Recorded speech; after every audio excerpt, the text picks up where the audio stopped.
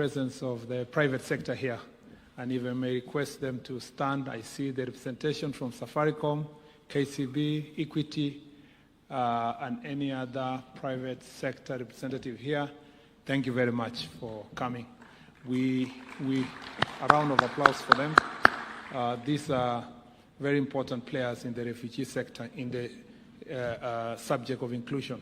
We also have representatives of the non-governmental organizations and humanitarian organizations working with governments and the refugees.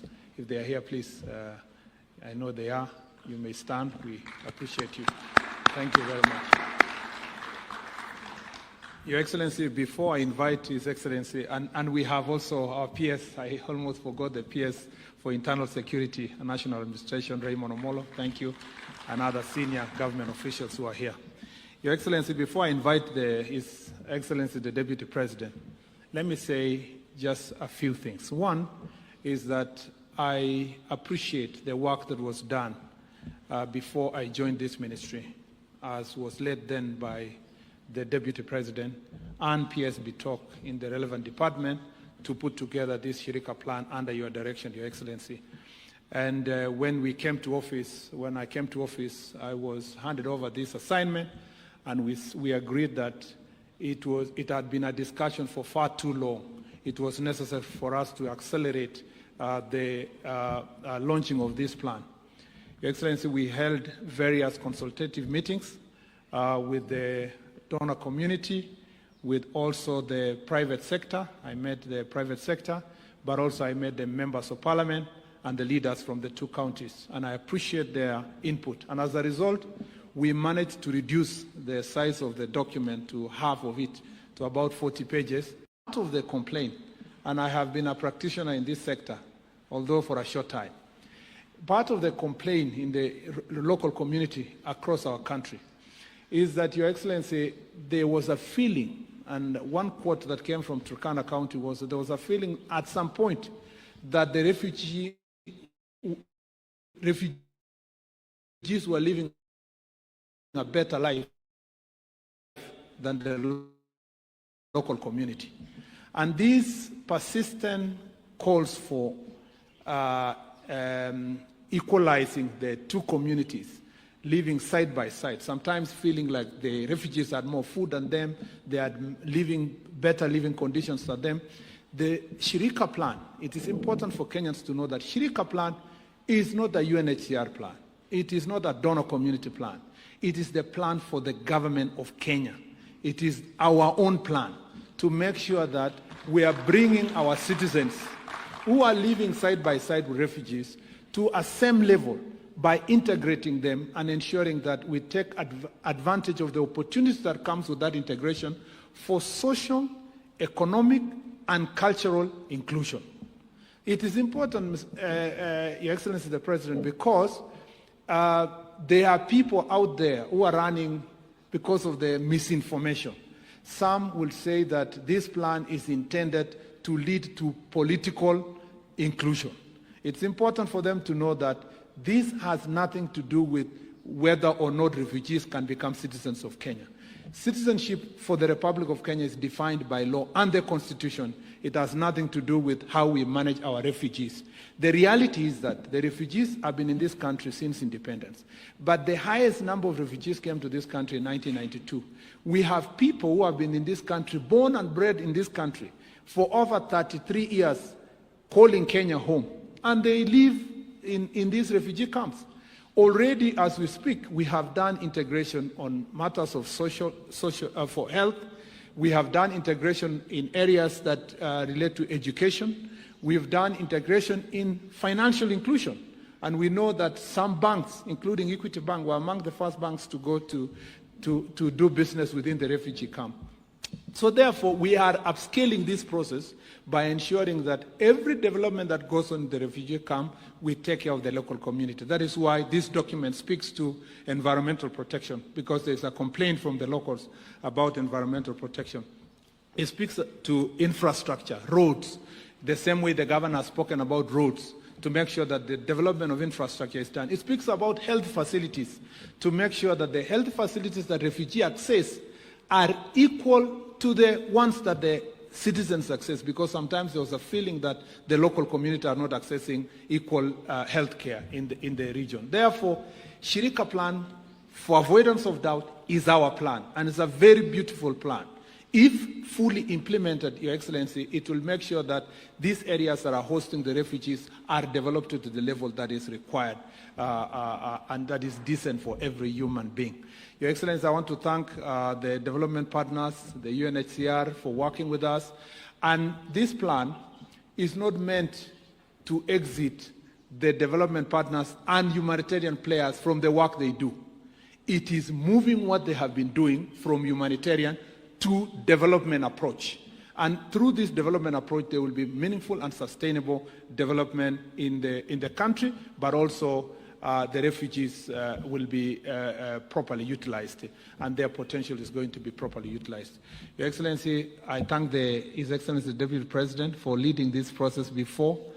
For avoidance of doubt, the Deputy President was my teacher, and one of the subjects he taught me was international humanitarian law.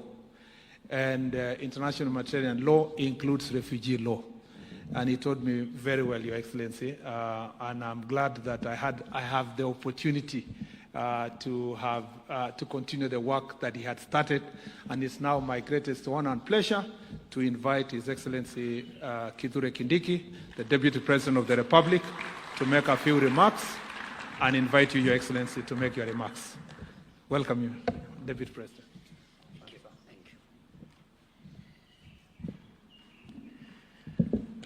Your Excellency, President William Ruto, the President of the Republic of Kenya. All the other dignitaries present, all protocols observed. Your Excellency, before I invite you, let me make a disclaimer that this wonderful document that we are launching today was started by my predecessor at Harambee House.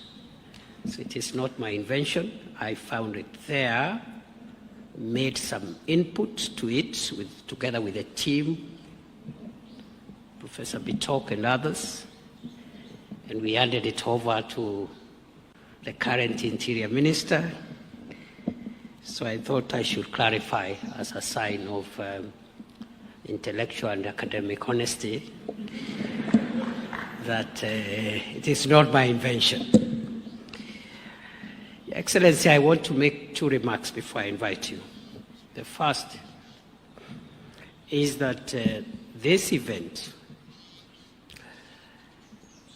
provides firm evidence of Kenya's commitment to its obligations under national and international law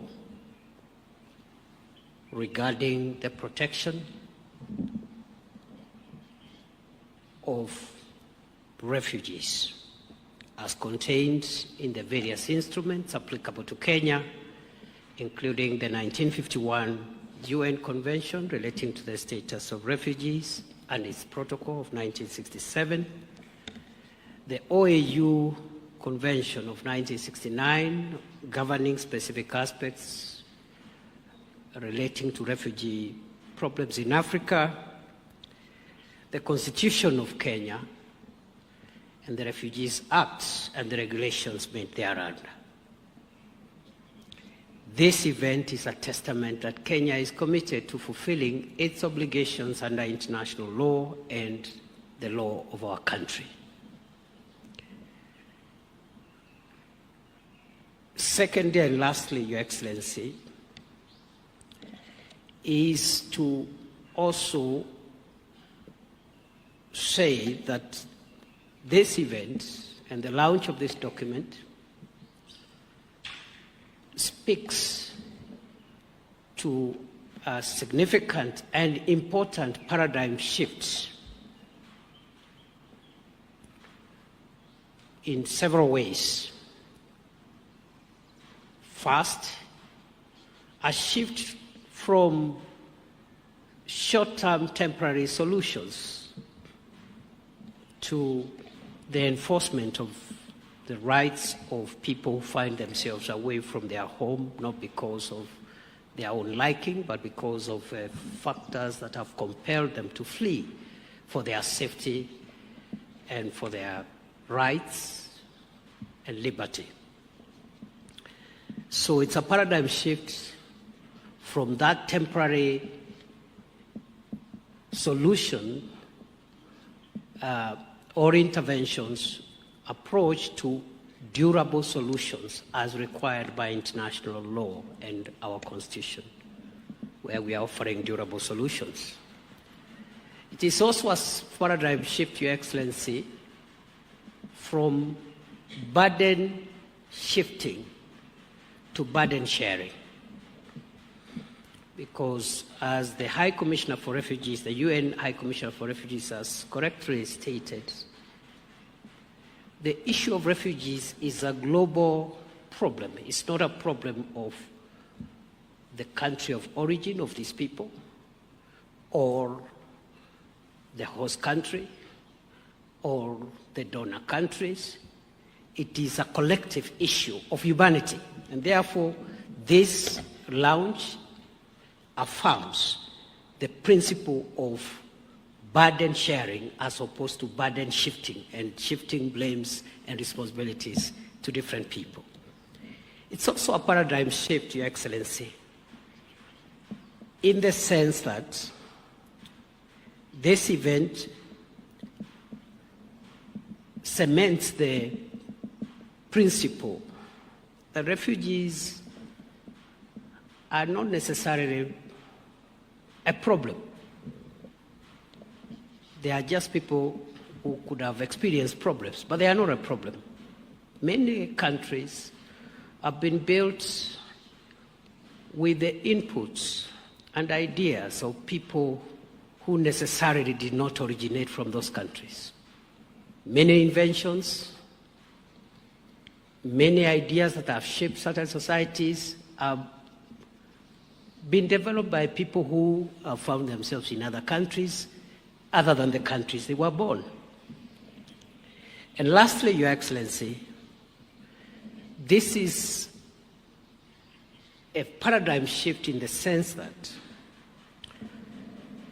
all of us gathered here, the host country, the donor countries, the United Nations family, the host communities where these refugees are, as represented here by the governors from those counties, we are now moving towards consolidating all our interests, all those role players, our interests are converging, that we can have a win-win situation where the government of Kenya honors its obligations under international and local law, the host communities get benefits as defined in this plan, the donor communities also are able to channel resources to durable solutions, and therefore this is a win-win situation for all of us.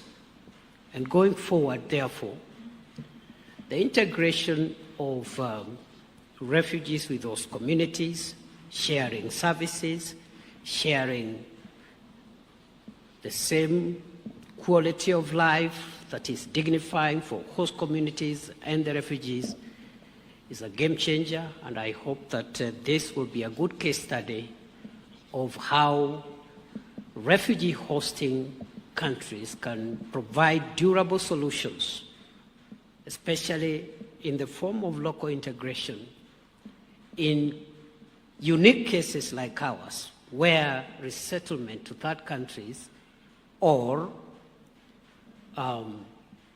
voluntary repatriation is not feasible. I'll stop there, Your Excellency, because our Deputy President should not speak for too long, and also because I can see in this audience people who are much more well-versed with this subject than myself, both as practitioners, but also academics, including Your Excellency, your National Security Advisor, Dr. Monica Juma. It's one of the foremost authorities, perhaps maybe better than myself, so I will not risk contradicting the academy. With those many remarks, I request that we be upstanding as we invite His Excellency President William Ruto to come and address us. Welcome, Mr. President.